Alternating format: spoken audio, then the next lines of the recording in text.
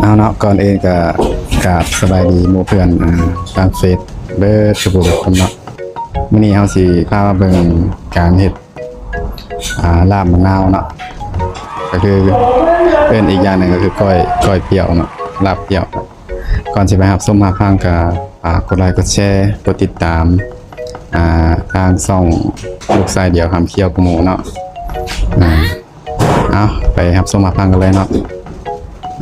ก็คือลาบมะนาวเนี่ยเนาะก่อนอื่นก็เฮาสิ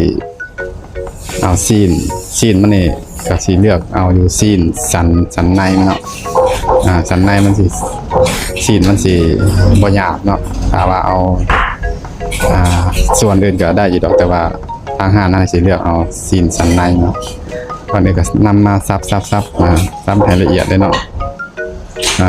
ละเอียดพอประมาณเนาะก็แล้วแต่คนมักละเอียดบ่หรือว่า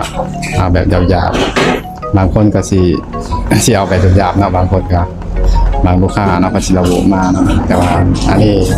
เพิ่นบ่ได้ระบุเนาะในการก้อยมะนาวนี่มันสิมีส่วนผสมก็คือหลักๆนี่มันมีเนื้อเนาะมี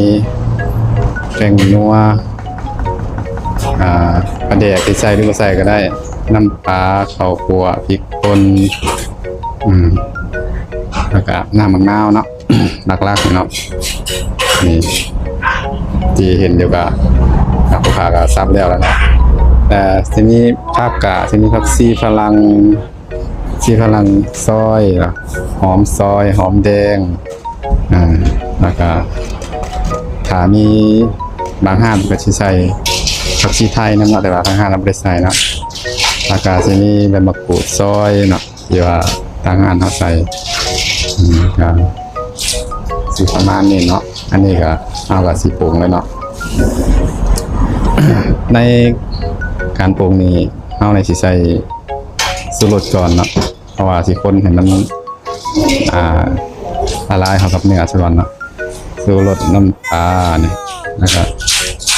พริกป่นข้าวคั่วแล้วก็ตามส่วนผสมที่เฮากล่าวมา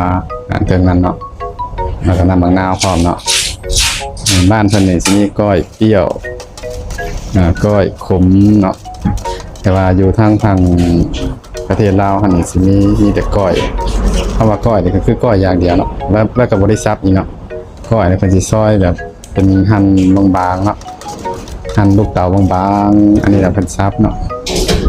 แล้วก็มันสิมีเพี้ยอีกได้ทางบ้านเฮาสิใส่เพี้ยอีกทางเพิ่นแหละคือก้อยขมแล้วเพิ่นสิใส่